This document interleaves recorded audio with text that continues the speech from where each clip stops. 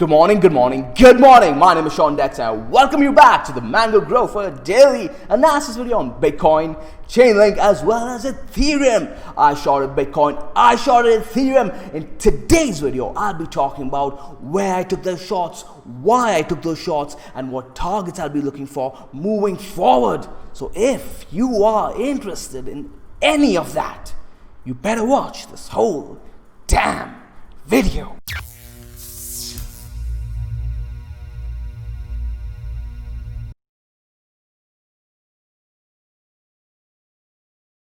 Here we have Bitcoin USD on the 4-hour time frame, and Bitcoin not looking good at all. And I do want to start with talking about the short position I did take. I took it around the 7,300 region, and let's switch on over to the 1-hour time frame because it can be best spoken about on this time frame over here. Right after we got that thrust down to the 6,800, 6,900, right? Bitcoin showing some strength, putting even in an ascending triangle over here, and a lot of people were talking about this, right? Well, it was an ascending triangle by all means. It wasn't not an ascending triangle, but it broke towards the downside. And this is one of the things I keep talking about, guys. A formation is just that, all right? It has a probability of breaking to the upside more than to the downside, but it could break to the downside as well, right? So an ascending triangle is typically a bullish formation. You're putting in higher lows over here while having a flat top, right? That is bullish. The psychology of that is something we have discussed in the past, but hey, you could very well break this to the downside, and that's exactly what happened, right? And then when you go over and look at the mango vine as well, and this is something I do want to address more so for myself, right? And I know I've said this before, but I am so sick and tired of ignoring the signals that the mango vine has been giving us. And it just goes to show, right, my bias, because while we were bullish, while things were bullish and was giving us the bullish signs, I was taking every signal that the mango vine was giving us, and I did really well. But because of my bullish bias, I decided to ignore the short signals. And Robert from the seed program said it extremely aptly this morning.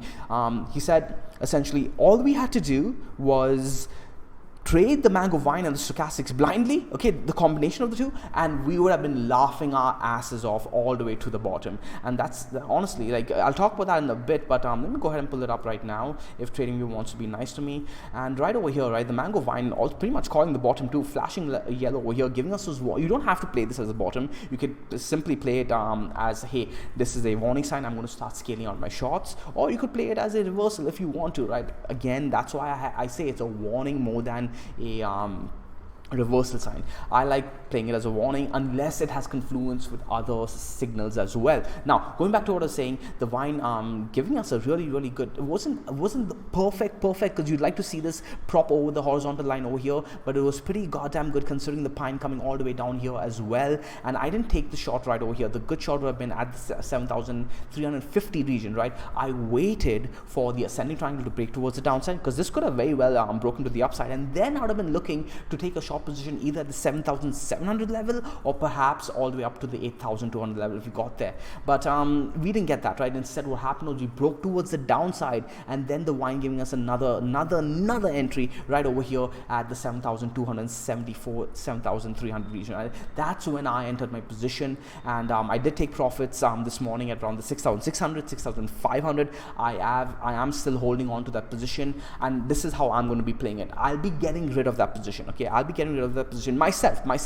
Why? Because I entered only at 7,300. I don't have that much of an edge on this compared to some of the other guys in the Mango Telegram group. And me, if we break 7,000, okay, if we basically clear a 4-hour candle above 6,950-ish or 2 4-hour candles, for sure I will be getting out of that position. Now, I do want to address one more thing.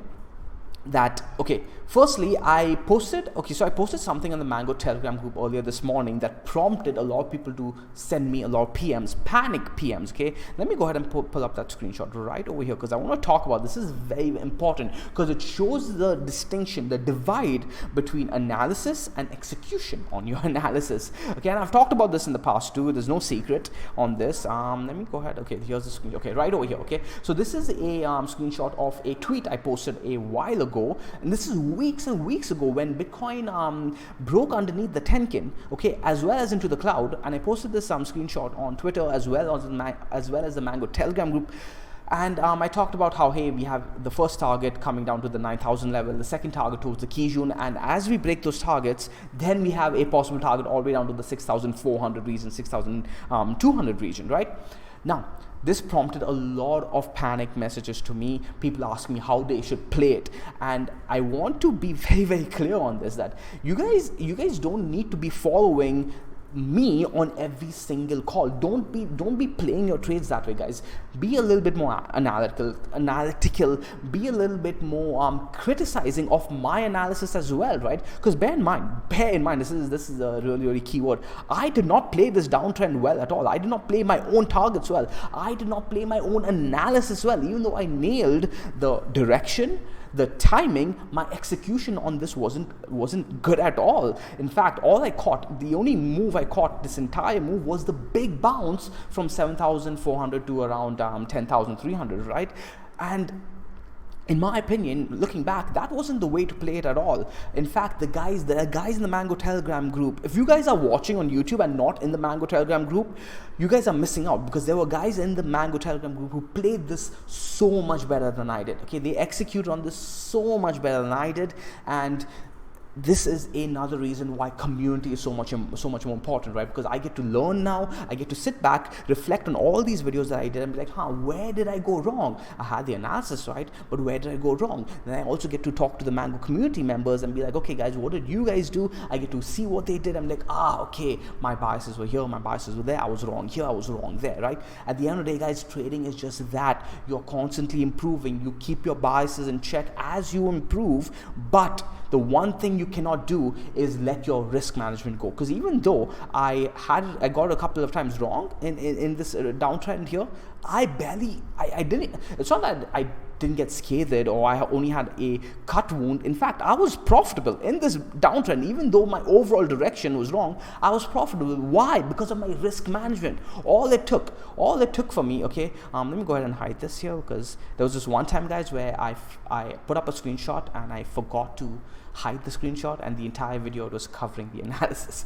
That was embarrassing. Anyways, let me go ahead and hide this right now before I forget. Okay, yeah, all it took was one really, really good move that went my way, right? Was this big move, and then after that, even though I took was it 1 or 2 losses, I'm not sure. Yeah, 2 losses, right? Because right over here at 9,300, around here 8,900, I added to my long over here. I was wrong on that, and then on the green 55 EMA, I added over there as well. It was somewhere here, right? It was right here. I was wrong on that as well. I took 2 losses, but those were because of my risk management. Those were negligible compared to the one big win I had, right?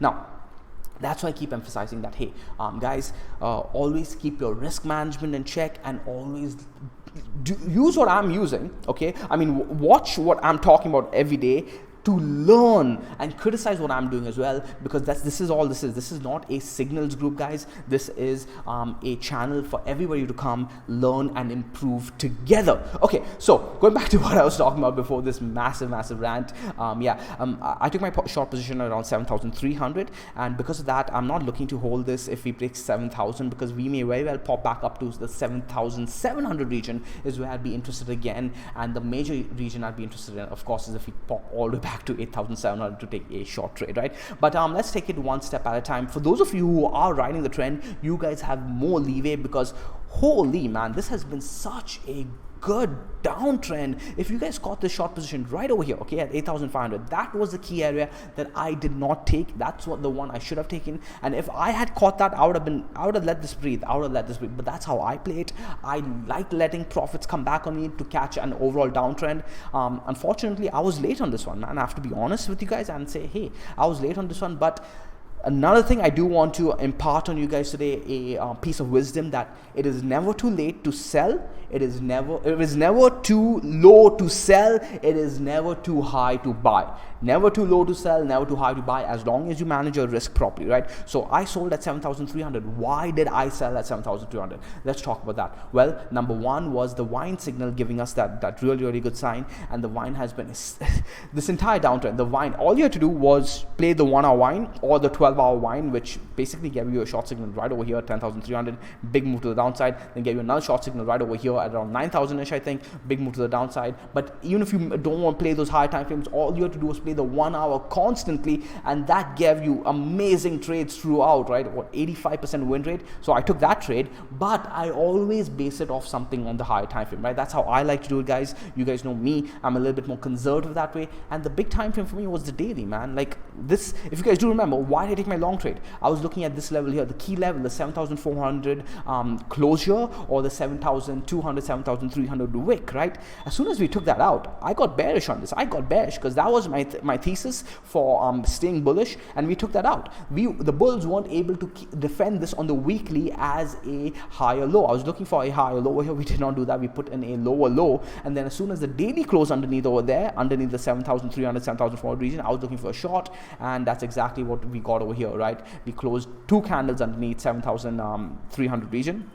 I waited for my opportunity, took my short over there. So I'll be managing my trade pretty much off that, but I want to book some profits over here as well. So I'll be using the 7,000 region and the 4-hour time frame, perhaps 2 4-hour candle closes to manage my trade. If we basically going back on over to the 4-hour, if we close 2 4-hour candles about this level over here, as you can see, this candle close over here, the breakdown point exactly 6,951. If we close above that, I'll be getting out of my trade. Now, going back to the daily time frame, as you guys can see, even on the 4-hour time frame, we are living currently underneath this mega falling wedge that you could look at this as a falling wedge. I know some people are looking at it as a falling channel, and this is why I don't pay too much attention to diagonal lines.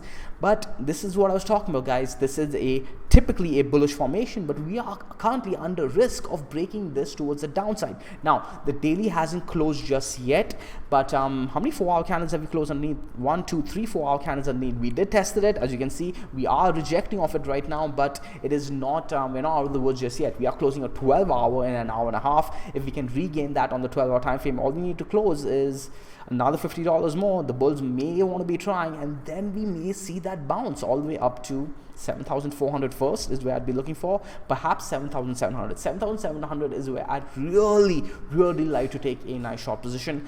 If I'm wrong on that one and we break that, right, let's go ahead and talk about the next targets after that towards the upside. Well, then we're looking at around 8,000.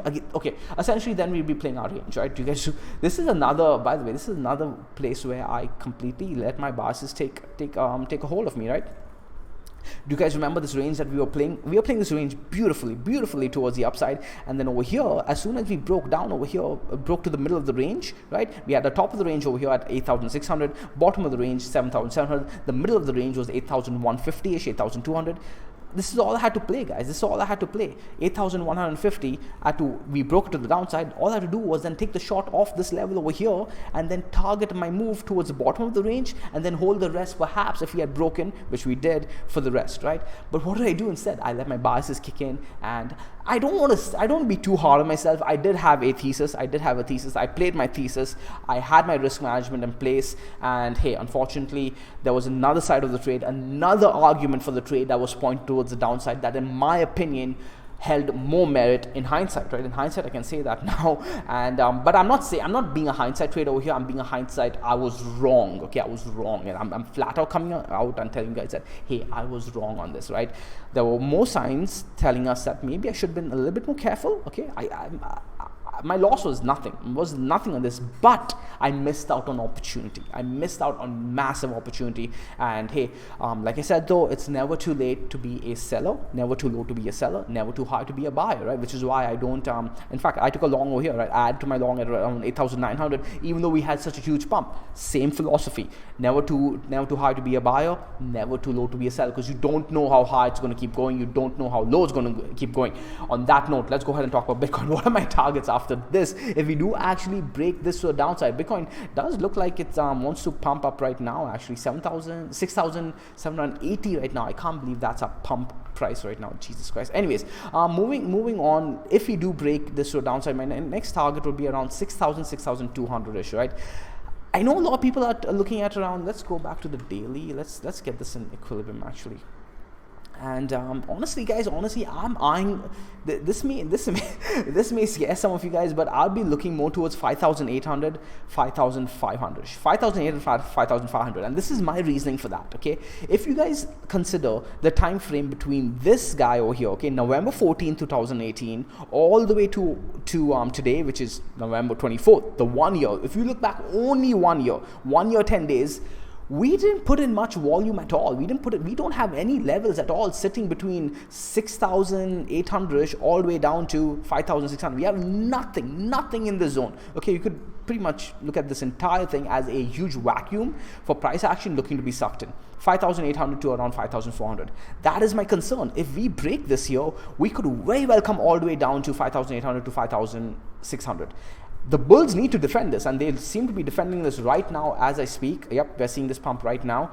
If we close a 4-hour candle right over here, around the 4-hour candle, the next 4-hour candle is actually going to coincide with the 12-hour candle close as well. I'm happy to get out of my position over here. I already took profits, right?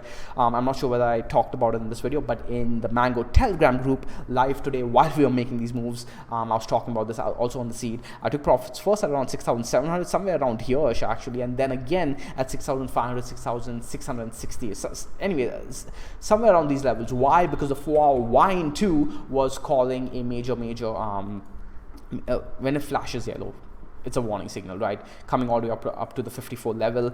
I'll be definitely getting out even more of my position if we get to around. Actually, I should be probably. Let me actually alt tap right now. I don't want to do this right now. I don't want to do this right now. Yeah, I should have been getting out right over here, to be honest. I should have been getting base of the wine, not getting out my entire position, but getting some more out, right? It's flashing yellow, hitting that resistance line that I'll be looking at too. But man, again, if you guys this is such a perfect example of someone creating a amazing system and not following it himself, while other people who have access to the system are making big bucks out of it, right? Again, the mango wine, I'm calling this reversal move over here. Hey, but we are yet to see how much more this can go. I'll be still basing this off the rest of my rules. I'll be waiting for the 4-hour / the 12-hour that will be closing in around an hour. If we close somewhere around here, I'll be getting rid of the rest of my position. Basically about 6,900-ish is what I'm going to be looking for, right? Again, I've taken most of my profits off here. I'm not too worried at all. And hey, man, sometimes you got to give back profits in an effort to catch the rest of the move. Okay, so again, let's go back over to what I'm looking for Bitcoin to do. Just a quick recap. If you close above this neckline, okay, of this consolidation formation where we broke down from, okay, it retested and had the drive down all the way up to 6,500. If we break back above that and close a 4-hour or a 12-hour candle over there, I'll be saying, okay, you know what, this consolidation move has been invalidated. We had the drive down, but it may very well look that we want to come and test this area over here at around 7,400. okay, around 7,400 I'll reconsider trying for another trade. Perhaps you can simply have the same trade again. Why the hell not, right? The trend is down, guys. However, if we do close a 4-hour candle above the zone here, above 7,400, I'll be looking for that move around to 7,700. Now that is the key area for me, guys. 7,700 is where I'll be looking to take my short position again. Okay, my next short position.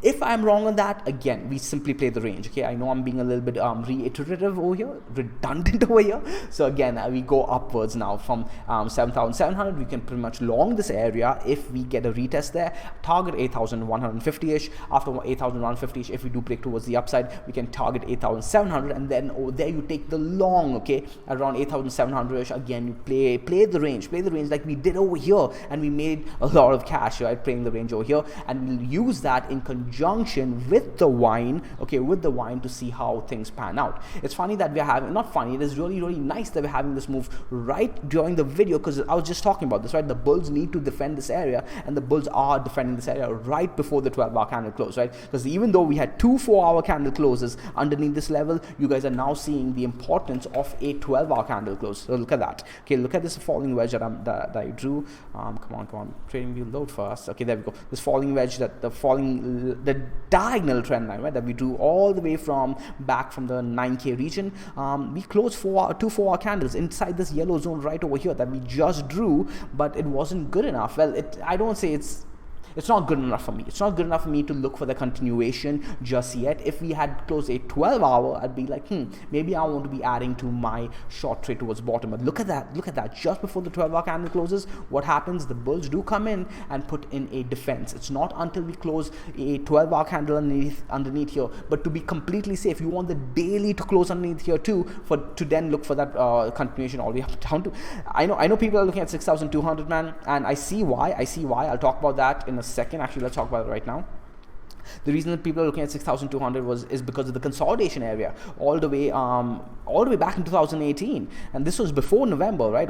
So we have a level around 6,400, 6,200. We already tested the 6,400 region, so if we do break this, the next level is 6,200, 6,225ish. But hey, that was more than a year ago, and between the breakdown, by the way, I'm very familiar with this area here because I did take my short around this area too, and I caught this big move towards the downside. But ever since then, look at that. We've not put in any volume, any trading history between that at all. So I'm not looking.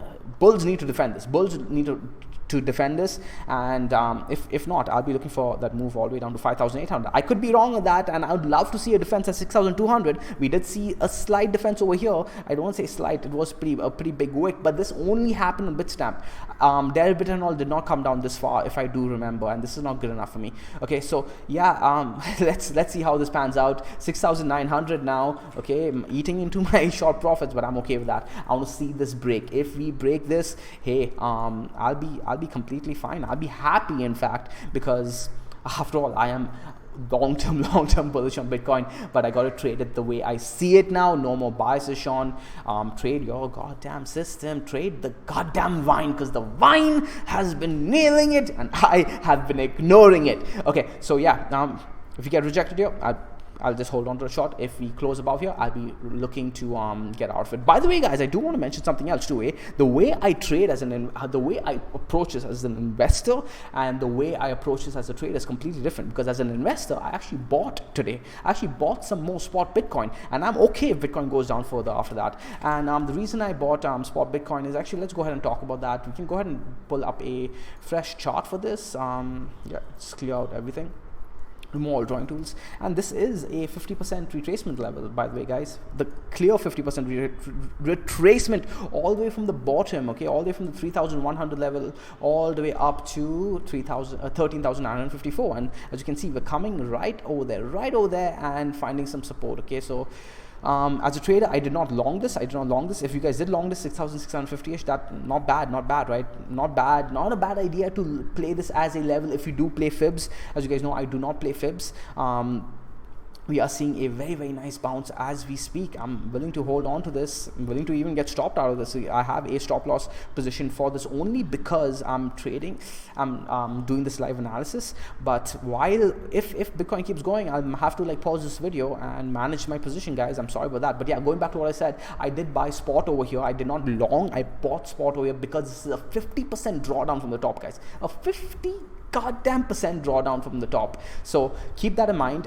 That's one of the reasons why I did buy. And I know a lot of people are talking about this being we reaching the 618 region somewhere around here, the 7,200. I'm not seeing it. I'm not sure where people are seeing the golden Fibonacci level at all, because from what I'm seeing, it's all the way down here at 5,500, actually 5,300, the levels that we just talked about, in fact. So there are confluences lining up at this level. I don't want Bitcoin to come down over here, but you're seeing that gap, that volume gap, that vacuum rather, between this level here and this level here as well. So there is confluence actually, in terms of what we talked about just a few minutes ago, that hey, if Bitcoin doesn't hold this level at the fib level of 0.5, okay, we are likely to come down all the way down to 5,500. Right? My levels are more like 5,600, I believe, 5,600, 5,400. I'll have to go back and watch my own video. But yeah, that is what I'm looking at for Bitcoin in terms of a long-term investment. Okay, I bought at that level because hey, 50% retracement, man. Bitcoin, this is Bitcoin after all. Nothing has changed for me through a fundamental perspective. long term, Bitcoin is still golden for me, literally. So yeah, that's Bitcoin. I don't want to spend too much time. I think I've already rambled on too much. Again, we'll take it one step at a time. If the 12-hour does close above 6,900 region, anywhere above that, I'll be happy to get out of my short position. If we don't, I'll hold on to it until we do meet the criteria for me to get out of my position. If we do close above that, I'll be looking for a move to 7,400.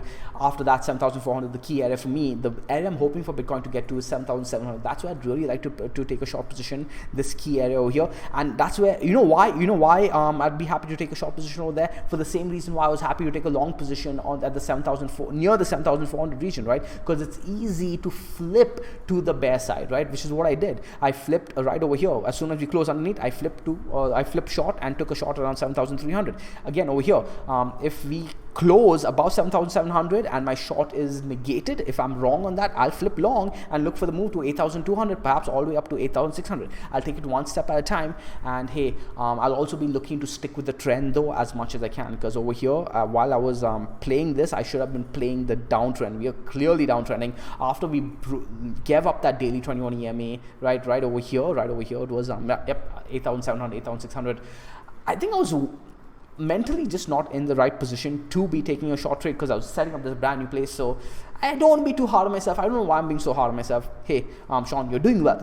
Sometimes you got to prep yourself up. Okay, so that's it for Bitcoin. Let's go ahead and move on to ChainLink now. I have it right over here on the side. So we'll start with Link USD and see what's going on over here. Wow, Jesus, that's actually the first time I'm looking at Link ever since this weekend. I looked at it on Sunday afternoon. Okay, anyways, Link coming down all the way and meeting our target at $2.03, wicking right off that. As soon as we lost this level over here, having the drive down, I think probably came and tested we did not test the 250 level. Let's go ahead and turn on the Ichimoku, see the Ichimoku ribbon, see what's going on over here. Yes, I do remember what we talked about now. We talked about this all the way on Friday, right? That was when I did the last video on ChainLink, and we talked about how we are looking for ChainLink to come wick down to around the $2.20 mark. Yeah, we got down a little bit further, $2.12, $2.13, but we were looking for ChainLink to close above the key zone. So we got the wick down, we got the drive down, getting all those stops as well, and then closing above. But hey, right after that, we did not get the follow through to the upside that we were looking for, right? Closing underneath the key zone, and your next target is the $2.03 mark, hitting that to the T, seeing a nice pullback now. Now the question is, can ChainLink see some follow through? Because it's not looking good over here. On the daily time frame, we have lost the trend, and we are looking to now consolidate on the weekly time frame. Let's go ahead and find a chart where we have a little bit more history. I think a Link USDT on Binance would be a little bit better. And hey, the 200 MA over here coming in and finding support as well. That's where we wick down to. The 200 MA. I missed that. Okay, so this was the target. Did we talk about this, guys? Let me know down in the comments down below. It's not like me to miss the 200 MA, especially if I looked at this template over here, right? This is a play for me, right? You come down, wick down onto the 200 MA, and then close into the key zone, closing into the cloud as well. So ChainLink not looking all that bad over here, but we have to now start putting in some higher lows on the weekly time frame, right? The bulls have a lot to play with, to be honest, all the way down to $1.40 mark. As long as we hold that wick, right, the bulls can actually drive it all the way down over here. I mean, not drive it. Price can come all the way down over here as long as we defend $1.45, $1.46. ChainLink has been so that was the problem with Bitcoin too, right? Because it had such a nice drive up, it has more room towards the downside before anything major is destroyed. But hey, Bitcoin did have some major levels get destroyed, so I don't want to make Bitcoin seem like, hey, it's all well and good. But hey, Bitcoin could come technically, right? I do agree with people saying that technically Bitcoin could come all the way down to 5,400-ish, 4,950-ish, and still be fine on in terms of having a base to bounce off and trend, right? But I know a lot of people will be coming into bio there. I don't want Bitcoin to come all the way down there. We'll take it one step at a time, man. I'll stay short. Anyways, we are looking at ChainLink right now, so let's talk about ChainLink. if we can set in a higher low over here on the weekly, that would be the next level that we'll be looking for. And $2.03 is not a bad area to have been looking for that higher low. If you guys did buy over here, good trade, good trade. I personally have not looked at that. I've not taken that trade. Let's go ahead and look at the 2-day. Anything special over there? Turn on the Ichimoku ribbons, and what do we have? What do we have? Losing the Kijun on the 2-day as well. So I'll be looking. This entire area is a resistance cluster, guys. This entire area has become resistance. If we can close back above this, that's when ChainLink will be looking ultra bullish. Okay. So targets to key areas to be looking at right overhead. Okay, right overhead. The 2-day Kijun is where you guys will be looking to base your mark off. The $2.30 mark to around the $2.50 mark. Okay, that's what we want to defend. The week is coming to an end. Well, this is a brand new week, so we have a long time before we close this week. But if the week can close above $2.50, let's go ahead and look at the weekly again. Interesting. So we did close above the weekly 21 EMA. Okay, that's bullish. That is actually pretty good. We are defending that. We did lose that key area that I was looking for, the $2.50 mark, but hey, this is not all that bad. We are holding the $2.20 mark, which is the 21 EMA on the weekly time frame. The trend is still fine on the weekly time frame for Link, but we do want to see some follow through here. We do want to see this coincide with BTC bouncing as well. The things are beginning to fall in place over here for a bounce. Okay, so keep that in mind. Let's go ahead and look at Link BTC. Okay, let's a quick recap in terms of targets. I know I'm all over the place. So here, guys, I do apologize. I really apologize. So again, $2.20 mark, the $2.02 mark is a key area that we do want to hold now for the daily. Moving to the upside, if we close about $2.60 on the daily, that would be very strong, because we'll be taking over this entire cluster as well as my resistance area, my resistance box. We do not want to lose $2, because if we do lose a $2.02 mark, we'd be looking all the way down here, guys.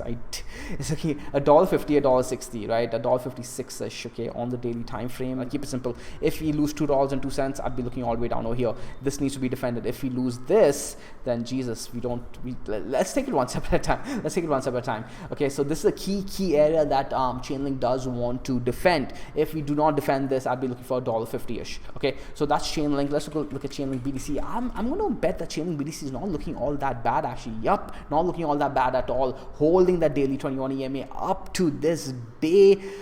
Man, Link BTC has been the chart to be playing every time Bitcoin is looking like crap, right? You kind of save your Bitcoin by kind of putting it in Chainlink, right? But you would be losing out on USD value anyways if that's how you want to play it. Okay, so I'm finding support over here. Let's go ahead and look at the 4-hour time frame. Are we putting in a this remember we talked about this, guys? We are putting in a massive falling wedge, or broadening wedge, I guess. That's what we talked about last time around, something like this, right?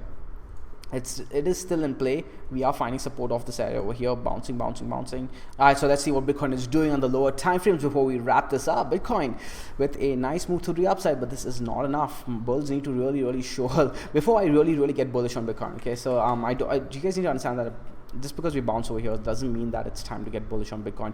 To me, this was a key area, guys. Losing 7,300, right? The fact that we took out this low, it was bad. Now, was this a massive bear trap? Maybe, because there were a lot of people, a lot of professionals I know who were looking at this as a key area. Maybe we are all getting trapped into as bears. Maybe we are getting trapped, but I can't play it that way. Until we retake some major areas. And now for me to even think about being bullish, we need to retake 7,700. Then I can start playing the range again, right? After that, we need to. Damn, let's go ahead and look at the weekly. Actually, man, let's go. I need to stop screwing myself over and look at the weekly time frame. For me to get really bullish on this, I need to see the weekly put in a higher low. Okay, I need to see the weekly put in a higher low at the very least. So first a low high, of course, and then another higher low, and then 2 higher lows. So it's going to take a long time. For the weekly to convince me. Until then, though, the daily may convince me before that. That's what happened in the 3K region. I was looking at the weekly, but then the daily managed to convince me before that. Let's see if that happens. I'm going to take it one step at a time. I hope you guys enjoyed this video, guys. Bitcoin, Chainlink, both seeing a nice bounce today. but for now I'm going to be staying in my BTC short from around 7,300, 7,270ish actually, and I'm happy to have taken profits. I'm happy to get out of it because, hey, like I said, long term I'm still bullish on Bitcoin. I still love Bitcoin, and I will see you guys in tomorrow's video. I hope you guys learned something or the other from this video. Hey, learn from my mistakes, learn from my good moves, learn from it all. That's what this channel is about. Throw it a like, throw it a subscribe. See you tomorrow.